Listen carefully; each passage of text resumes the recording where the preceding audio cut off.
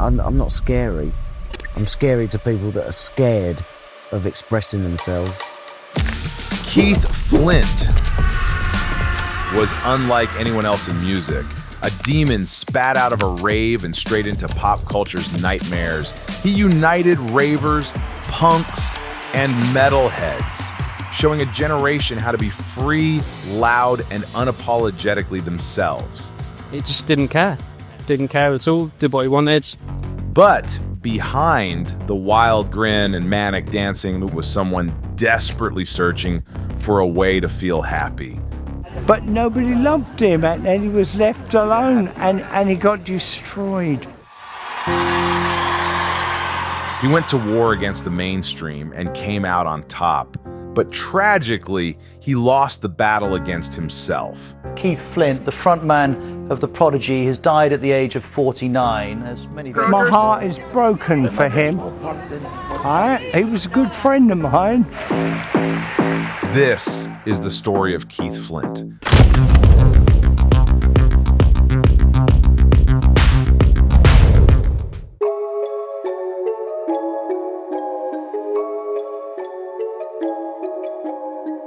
Keith Charles Flint was born on September 17th, 1969 in Redbridge, London. He grew up in East London until his parents moved to a quiet cul-de-sac in Chelmsford, Essex, a place that never fit him. Keith was restless, wild, and bored out of his mind. He was dyslexic and hated school just as much as he hated authority and being told who to be. By 15, he quit school and was already done with the idea of living normally. And while other kids his age worked on their grades, he worked as a roofer. Keith would later open up about those years, saying he'd always had mental problems and was incredibly self-destructive. Hello and welcome to Thames Reports. We focus first tonight on the acid house craze. 2,000 partygoers who raved the night away at an illegal party in Bristol have left nearby firms in a state of shock today. I've just read about it in the newspapers that acid house music, I assumed it was something to do with the drug scene. Keith finally felt home when he discovered acid music and the growing rave culture spreading through Britain. And was a bit lost, didn't really have a house to go to, so I was sleeping on Liam's then girlfriend's sofa at the time, and one of her mates come round and was just telling me about rave parties and the Barn, which was a local club that we used to go to, and just was talking about it with such enthusiasm and such passion that I thought I got to be a part of this. In the late 80s, Britain was changing. Abandoned warehouses turned into temples of sound, and a generation gathered under strobe lights, chasing connection. Keith Flint was one of them, drawn in by the rhythm, the drugs, and the sense of belonging. For him, the rave scene was freedom.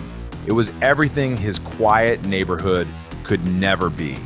And the sort of summer of love of the rave days had happened, and people were talking about, sort of the M25 parties and energy and biology and all of that. The offshoot from that was then going to things like, telepathy, rain dance. You never missed a rain dance. In 1989, everything changed for Keith when on a dance floor he met Leroy Thornhill, a guy who loved this music just as much as he did. It was all these rave acts at the time, Okay. Me and Keith, wherever we used to go, we just used to rock. And that was how we made friends. It was like, man, rocking, and then, that was connection. At a local club called The Barn, they crossed paths with a local DJ named Liam Howlett, a musical prodigy behind some mind-blowing mixes. Keith liked his style so much, he asked him for a mixtape. Me and Keith used to go out to get together partying all the time, and we sort of met Liam, and he was DJing at this party, and Keith was like, man, it is awesome. And he said, will you give me a tape, a mixtape? And then we saw Liam at the club a week after, and he's like, yeah, you've done that tape for you. Give it to Keith. And he said, I've done a mix on one side and I put some of my music on the other side. And that was it. Anyway, me and Keith had been out at Astoria, I think, in London, and we got home. He's like, check this out, man. We listened to his mix, and he's like, check this out, this is his music. And we were just looking at each other, and then we were just rocking in Keith's bedroom, right? Just having it. Just like, mate, this is unreal, you know? Keith and Leroy didn't want to be spectators. They wanted to be part of the energy. So they pitched an idea to Liam. If he let them be on stage while he played, they would dance like maniacs to fire up the crowd even more. The next week, we were out at the club and see Liam, and I was like, man, that music's, it's awesome and everything. And I was like, and I didn't know him that well, we'd only met a few times. So I was like, man, do you fancy trying to make a PA and have me and Keith dance for you? And he's like, really? You two come dance for it? Yeah, and I was like, yeah, for sure. That absurd idea became the Prodigy. Now Liam had his dancers, Keith and Leroy, to give an image to his music. The whole band formed in the beginning of 1991. It was just me to begin with. I signed to XL Recordings. I met Keith and Leroy, the two dancers, at a local club we were going to. And it just took off from there, really. We got our first gig. Truth is, Keith wasn't just a dancer, he had vision and ambition. So he recruited a potential manager named Keith Andrew Palmer, who most of you know today as Maxim. This guy had dabbled in the punk scene, the hip-hop scene, and the reggae scene, among others, knew the club circuit, had connections that mattered, and understood how the business worked. You had to know the right people to be at the right places, that's for sure. Yeah. But I tried everything. Do you know what I mean? I went to punk gigs, I went to psychedelic gigs. I was into ska when I was younger. And hip hop, rare groove, and I've been in you name the scene, man. I've been in it. Do you know what I mean? At some stage, But yeah, the reggae scene was my foundation. But during one gig, Maxime surprised everyone by getting on stage and improvising lyrics. Needless to say, the crowd loved it. Yeah, I mean, when I always wanted to do MC in a group and do my own music and whatever, and I just want to be heard basically. And when I hooked up with these guys, then it was a blessing in disguise, really. Do you know what I mean? Because it was a little bit of anticipation what was going to happen, and I got on stage, the first ever show, and I thought, oh, what's going to happen? And I just started chatting lyrics and just like. But there was a good vibe there, and the party spirit of togetherness, it was totally different. I never experienced it, So I was in a totally different scene. I moved over to that scene, and I discovered something new. And not only did I discover the atmosphere, but I also discovered Liam's music, what it did something to me. And it's just progressed, and it's something I'm addicted to. From then on, he became the Prodigy's MC, a voice that matched Keith and Leroy's furious dancing. The Prodigy's early gigs and tracks quickly gained notoriety in the UK rave underground. And in 1991, the Prodigy finally dropped their debut single, What Evil Lurks. And we just played at loads and loads of parties, built up the whole credibility of the band, and we released the first single, What Evil Lurks, in February of 1991. But the mainstream didn't embrace it.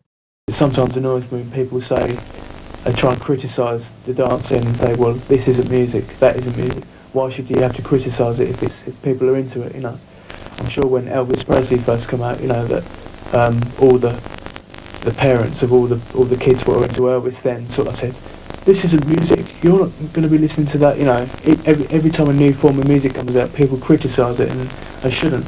They should just support it. They followed it with Charlie, a track that sampled a line from a children's safety cartoon. Charlie says, "Always tell your mummy before you go off somewhere," so she knows. and smashed it together with pounding rave beats. The result was strange, funny, and surprisingly addictive. The press called it Toy Town Techno, and soon everyone tried to copy it. But the Prodigy kept moving. They were building something bigger. You might get one person on the planet write one tune that sounds a bit Prodigy, but no one can keep it. Yeah. The first record was Charlie, yeah? The first successful record was Charlie. But I made that record because it's a mad tune, do you know what I mean? It's like, I didn't make it to go in the charts, you know, I just made it because I liked it was original for the time, and I just felt that I could do some good and creative with it.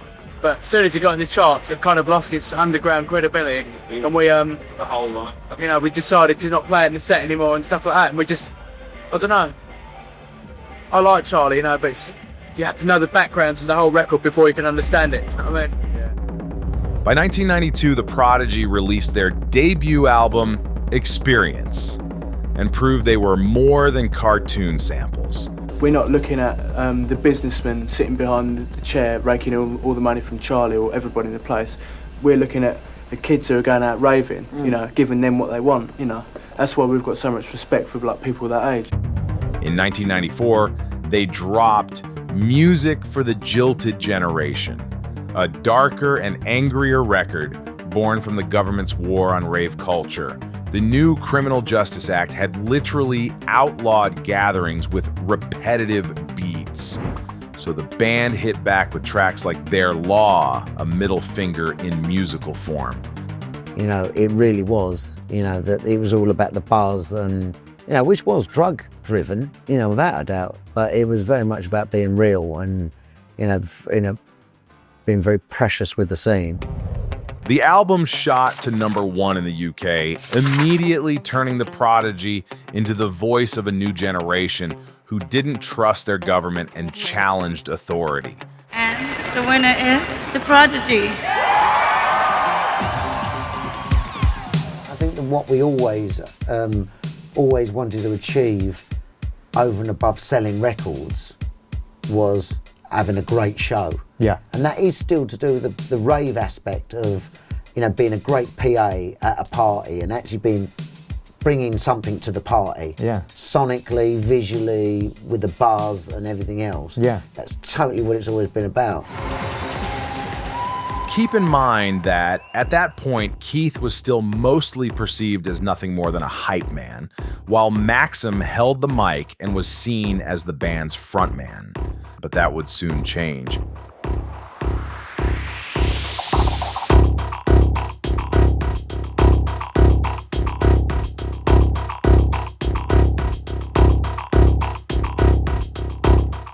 Before album 3, Keith made a move that could have tanked everything. He asked Liam to let him sing lead vocals on a new song titled Firestarter. It was something new for the band, but it completely paid off. With Firestarter, it was literally like we were experimenting in the studio. I'd written the instrumental to be the first instrumental on The Fat of the Land, you know, just as a starting point, you know.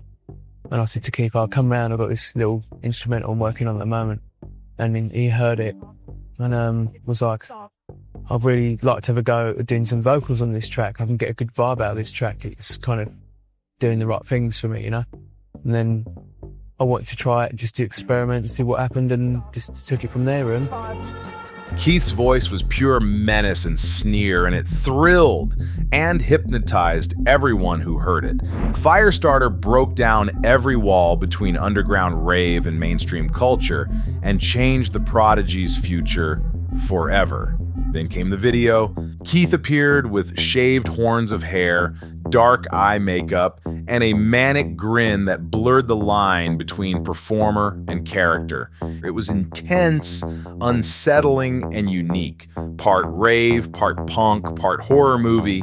Out of the blue, Keith gave the rave generation something it had never had before: an icon. By today's standards, this might seem funny, but back then, the BBC tried to ban the video. afraid it'd give kids nightmares because they deemed Keith to be too scary. You know, I'm not scary. You know, I think I'm scary to people that are scared of expressing themselves and just scared of life in general and, you know, are just paranoid people, really. But bands didn't stop it. Firestarter shot to #1, made headlines, and turned Keith into both a national villain and an underground saint.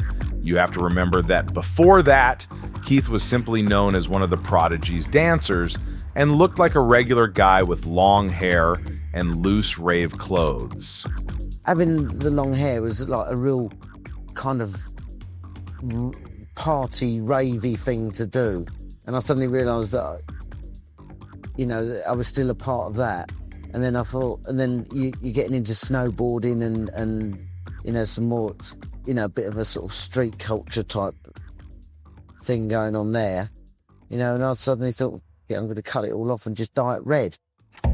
By 1995's Glastonbury Festival, his style had started to shift. And by the time Firestarter was released, his evolution was complete, and he suddenly was one of the most fascinating figures in British music. As incredible and groundbreaking Liam's music was, Keith gave a visual to the sound and made it just as exciting to watch as it was to listen. The main thing with the band, it was like after 10 years, you know, the minute Keith done Firestarter, it changed. You know, it become Keith was suddenly the front man. Yes. You know. Most of the Prodigy's peers were faceless DJs hiding behind decks. Flint, on the other end, single-handedly gave the band an image and visual identity that made them stand even further apart from anything else that was out at the time. He effortlessly unified different subcultures. All of a sudden, punks, metalheads, and ravers found someone they all liked. Have you ever heard Firestarter covered anywhere? Yeah. We heard the Pumpkins, Smashing Pumpkins. They did it in Brixton in London and a few other shows. I think they did it in France and a few other places. And Presidents of the United States, they were covering it as well. So that's pretty cool. So we weren't too upset about that. Even the fashion world took notice. Fashion icon Donatella Versace was so inspired that she became friends with Flint and would later pay homage to him on the runway. In 2019, she dedicated her menswear show to his memory. Models stormed down the catwalk in Flint-inspired looks, sporting double mohawks and black bug-eyed makeup. It was surreal, a style born in the chaos of 90s raves, now walking proudly under the lights of Milan Fashion Week. Flint's personal life also drew new attention as his fame grew. In the late 90s, he entered a high-profile romance with TV presenter Gail Porter, an unlikely pairing that showed a softer side to Keith. Despite his intimidating on-stage persona, those close to him observed that Flint remained at heart a fun-loving and kind soul. Albeit one now grappling with global fame and the alter ego he had created. The Face and Rolling Stone both put him on their covers. Without the band, the takeover was complete. As The Independent later put it, he was the dark antidote to the mannered respectability of the Britpop era. In other words, while Oasis and Blur were selling a polished vision of 90s Britain, the Prodigy and Flint were kicking down the doors and dragging pop culture into the underworld. Breathe dropped in late 96, with Keith and Maxime going back and forth like a tag team from hell. It goes without saying the track was another UK #1. Then came The Fat of the Land, selling 10 million copies. And even America, the place where British dance music usually dies, couldn't resist.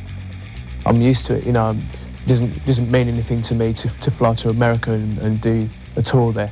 You know, it's like so easy done, you know. It's just like, you know, I don't think about it now. It just happens and, like. Rock fans who thought techno was a joke were suddenly moshing to it. We don't try and claim to be techno, claim to be this or that, anything. You know, we just write the music. It's up to magazines to come out with all these stupid phrases, you know. Festivals that booked Metallica now also included the Prodigy to their lineup. Do you ever think that maybe you want to become a smaller, not so well-known band again? Not really, no. I mean, like, at the end of the day, we still got total control of what we do. So, I mean, if you said to me, if we lost the control of what we're doing, then that's a different thing. You know, it's like, at the moment, because we're totally in control of every aspect of the band, you know, sort of like as far as interviews, the music, obviously, how we look on stage, the videos. It doesn't matter kind of what size we are, as long as we're always in control, you know. If we lose that control, like some American bands, you know, I look at it and it's like they become part of the big machine in America, and the whole way of they've got so much money being poured into, and they're expected to be creative under all this pressure. That's shit, you know, that's no good. In 1997, the Prodigy released Smack My Bitch Up, a tune that caused widespread outrage for its title and explicit video showing drug use and violence. Even though certain people won't play that video, you know, you look at the video and you think, what's wrong with it, you know? I've seen worse films on TV. The track was labeled misogynistic, and as you can imagine, the video was banned by pretty much almost every television channel. The whole video is shot through someone's eyes on a night out. That's simply it, you know. And it's quite a hard video. It's not going to get played. I mean, basically, you know, with the song Smack My Bitch Up, we knew no one was going to play that on the radio anyway. So we thought we might as well make a video that no one's going to play as well, but make a good one. We should also highlight that in 2000, in the middle of all this chaos, Leroy quit the band, officially to focus on his own music. In reality, though, he was dissatisfied with his role inside the group. Yes. But it got to a point where it was like every new tune was like, right, we've got to get vocals on it, you know? And then I was sort of stuck doing the outer space and starting to dance, and I was more the dance element from where we'd come. Yes. And the future of the rock side of it was coming with the guitars, the drums and vocals. And you know, it was just like, man, I don't fit in anymore. You know, I'm not buzzing about dancing to outer space for the millionth time 10 years later. I can do it when I'm asleep, you know. It's not stimulating me. And it didn't need me anymore. It was like, look guys, we all sat down and it's like, look guys, before we do any new music, any more tours, I should get out, because I nearly left. Then, in 2002, the Prodigy faced another backlash with Baby's Got a Temper, a non-album single written by Flint that referenced the date drug Rohypnol. The lyrics reignited controversy and reinforced the band's reputation for pushing moral boundaries.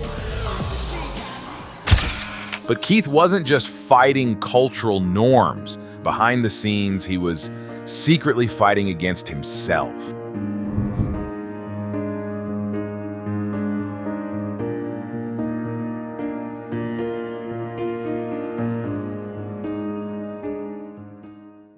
When you start anything in this sort of business, cameras get pointed at you, and it's very, very strange, because it's the thing that you've grown up looking at, and suddenly you're going to be on it.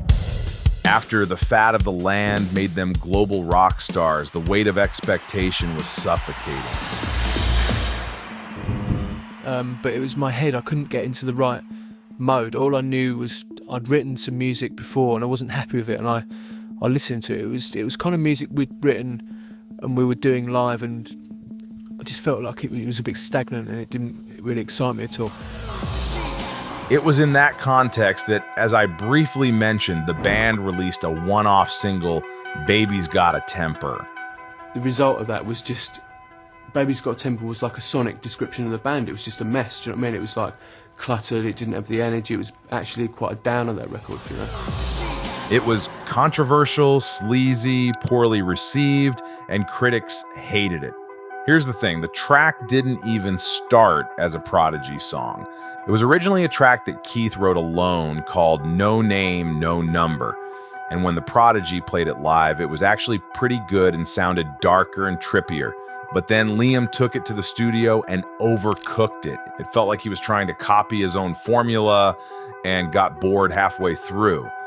For me, again, it was just the vocal that really done it. Yeah. You know, like I said, Smack My Bitch Up caused controversy, but we didn't even think about it. It's just called Keith, so it's, you know, and the music was a bitch. You know, but because that done that, it was like, right, let's do I Love Rehypnol. It was like trying to be controversial. It was like, if you try, it ain't as cool. If it happens because it's an accident, it's kind of cool, you know. So that was. If anything else, it showed how uninspired and unmotivated the Prodigy were at that time. Also, one of my favorite videos of all time is Baby's Got a Temper. Tell us the experience. You're the only one. I personally do. I don't know. I haven't really spoken to the other guys about it, but I personally think it really kicked me up the arse. Do you know what I mean? I think people have said I hate the record. I think it's a bad record. It was all right. The record. You know, I wouldn't have put it out otherwise. But I think it felt like when I listen to it now, if I'm honest with myself, it felt like I wasn't trying hard enough. Do you know what I mean? I think that it was kind of the last point we could make a record like that in a way.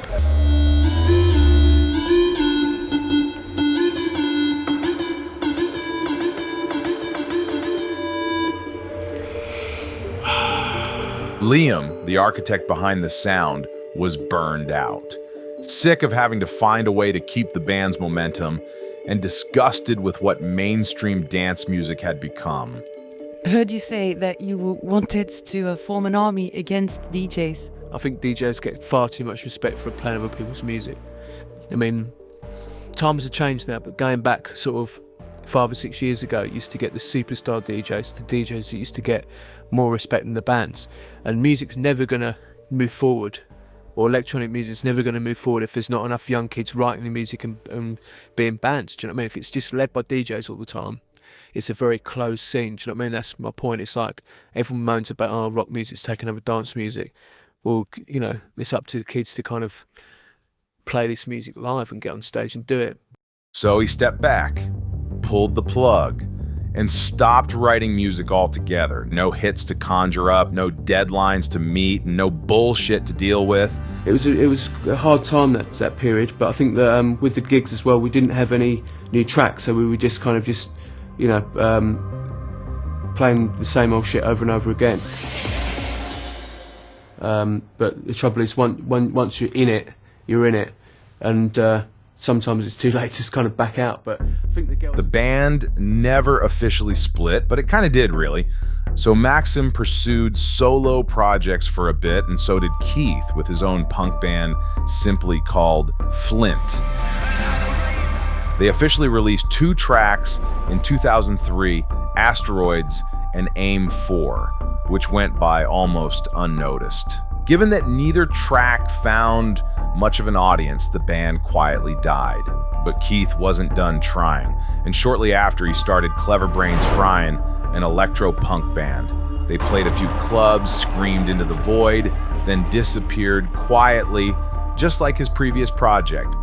Thing is, performing had always been his outlet, the thing that gave him a sense of purpose when he was lost in his teenage years. Without it, he began slowly descending into a dark hole. I miss it like nothing else on earth. So I decided to go for just hanging out, riding my motorbike, smoking draw. The guy who once set arenas on fire was now a ghost in his own farmhouse, and he spent his days alone in Essex, numbed out on pills, chasing highs that never hit the same. The party drugs became painkillers, the buzz became dependency, and his only real friends were 6 dogs padding around the empty house, his last thread to something good. The Firestarter had become a man quietly fighting to keep his spark alive. Then, almost out of nowhere, Liam dropped "Always Outnumbered, Never Outgunned" and stamped the Prodigy name on it. But at the time, it didn't feel like the kind of album people would expect from the Prodigy. It felt less like a comeback and more like a placeholder, an album where Keith and Maxim were notably absent. And basically, like, I told them that they weren't going to be on this record just because I wanted to do something that was more related to the second album.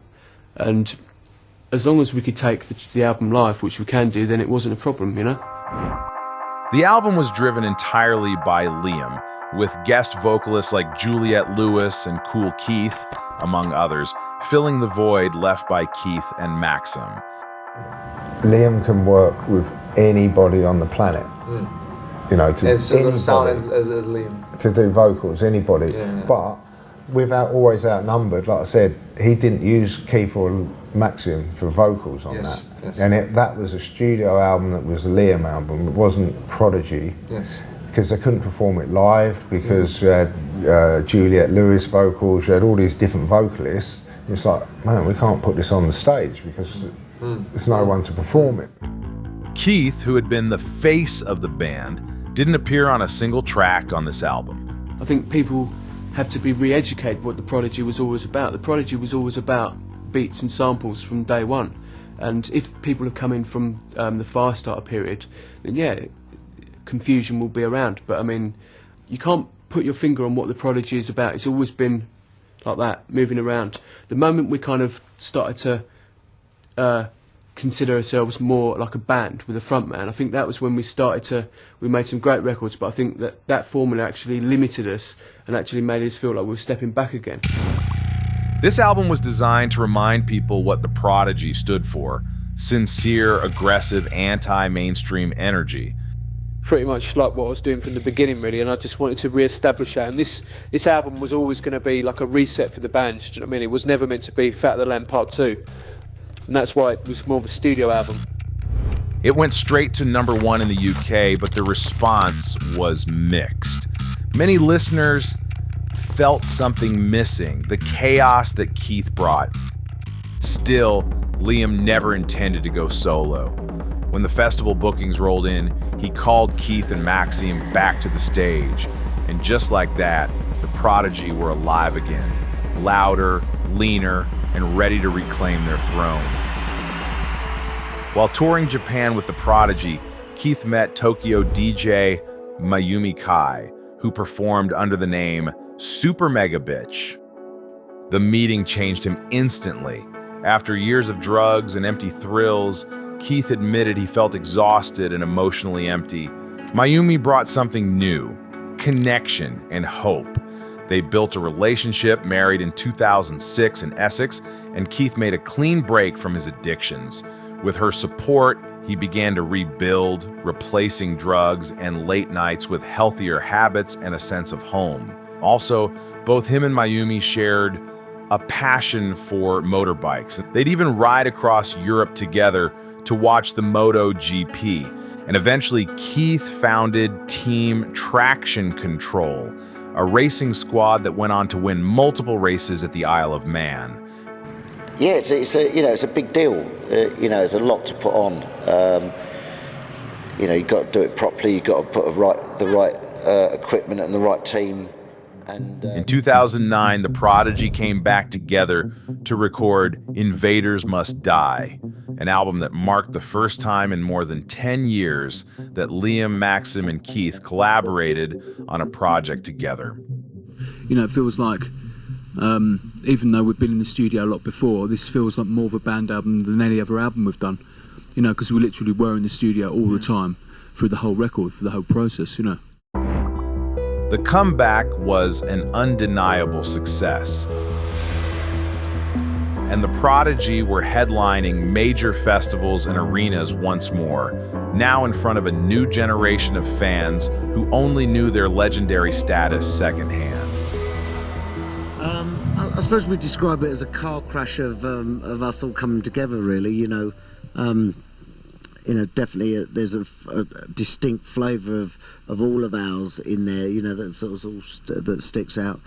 For me, a great live track. Really enjoy doing it live. So it's just a live banger. That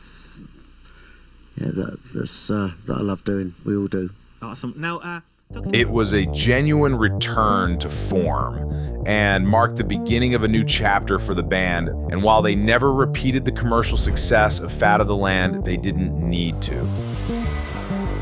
Throughout the 2000s, 10s, they remained one of the biggest festival acts in the world. In 2015, they dropped The Day Is My Enemy, a brutal, aggressive record that bled with punk energy and militant beats. And Keith was back in psycho mode, growling through tracks like Nasty and Wall of Death, like he was still spitting fire in the tunnels of 96. Then came No Tourists in 2018, a sleeker, more streamlined album, still ferocious but darker, more controlled. The band sounded like veterans on a warpath refusing to mellow out with age. And from the outside, it looked like the Prodigy were thriving through their second golden era. Truth is, nobody was prepared for what would come next.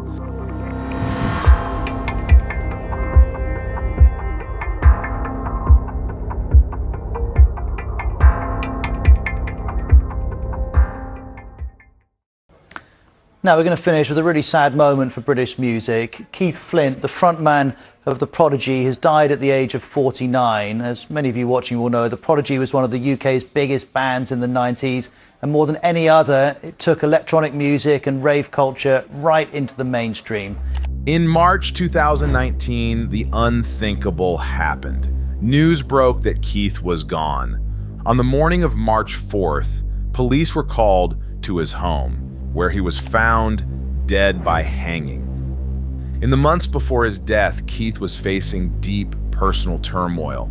He and his wife, Mayumi, had reportedly separated, and friends said he was devastated. Despite that pain, from the outside, Keith appeared active and seemingly optimistic.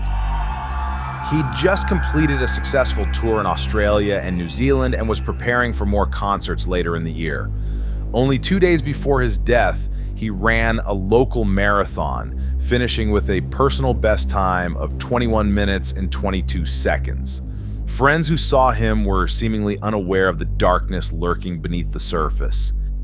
It's a horrible, I was completely gobsmacked, to be honest with you, and it's such a waste. And I actually found out by a journalist phoning me up telling me. Oh, Gail. Yeah, so I'm going to a job, and then this guy went, "What do you think about this?" And I was like, "Sorry." Oh, gee. And my brother's called Keith, so I was just thinking, what's happening? Oh, geez, and then Gail. I hung up, and then he phoned me back, and I just thought, what a way to find out. Oh, that's horrible. Such a loss. He was a great guy. I know, it's just really, it just shows you we've got an awful long way to go when we're trying to help people who are in a dark place. And you never know who is in a dark place. I would never have expected that in a million years. No, you don't. You really don't. I mean, The news came directly from Liam.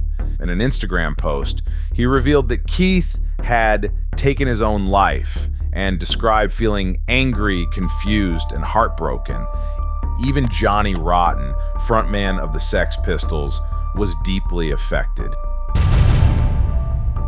You think he was one of the last great punk rockers? My heart is broken for him. He was a good friend of mine. And don't get it wrong. But nobody loved him, and he was left alone, and he got destroyed. From DJs to punk bands and rock stars to fans, everyone felt it. Did you guys ever hang out with them? Were you ever on tour and doing stuff with them? Yeah, we did lots of festivals with the Prodigy, and I remember being on the side of the stage watching Keith not many years ago actually, and in between the songs he would come over and have a chat with us. So he'd be on there doing all that stuff, and then he'd come over and chat with us, then go back out. And Richard had quite a bit of time with him on the... Yeah, I used to ride like the track days on motorbikes, so I bumped into him. Yeah, because he was big in the motorsport world as well, wasn't he? Yeah, he's a lovely guy. Yeah. Dave Grohl called Keith a true icon. Ed Simons of the Chemical Brothers remembered him as a great man. Jimmy Page said the Prodigy had been an adrenaline injection and praised Keith's incredible, dangerous persona on stage. Even James Blunt, worlds apart in sound and style, posted a heartfelt message. He recalled an awards night when Noel Gallagher, Damon Albarn, and Paul Weller mocked him publicly. And while others kept their distance, it was Keith who who walked over, hugged him, and said he was happy for his success. It was a simple story that revealed who Keith Flint truly was, a kind and compassionate man in a world that rarely rewards kindness. Why? Why do so many people in this industry be left alone? Johnny. We gotta go. Come to me. I'm Johnny. In the weeks following Keith's passing, fans worldwide united to celebrate his life.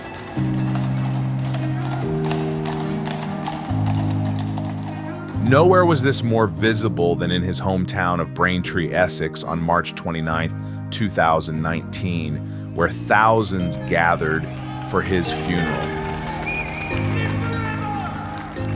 It was both a funeral and a celebration, a final tribute to the energy he gave the world. An inquest into the death of the Prodigy singer Keith Flint has heard he had taken drugs before his death, and there's not evidence to say he took his own life. The musician's body was found at his home in North End in Essex in March. Our reporter Kim Riley has more. 2 months after Keith's death, a coroner's inquest in Chelmsford confirmed that he had died by hanging, but added that the toxicology results showed the presence of cocaine, alcohol, and codeine in his system. As a result, the coroner issued an open conclusion stating that there wasn't enough evidence to know whether Keith intended to take his own life or if it had been a tragic accident. That uncertainty made the loss even harder to process, leaving those who loved him caught between sorrow and unanswered questions. Do you think drugs had something to do with it, John? I mean, it was a suicide, but do you think? Probably. But what you got to understand is we're not looking after each other anymore. In the months and years that followed, Keith's impact didn't dim, but grew even larger through his music and through honest conversations about mental health. He lived exactly as he performed, fearless, vulnerable, and real, and the response to his passing reflected that same authenticity.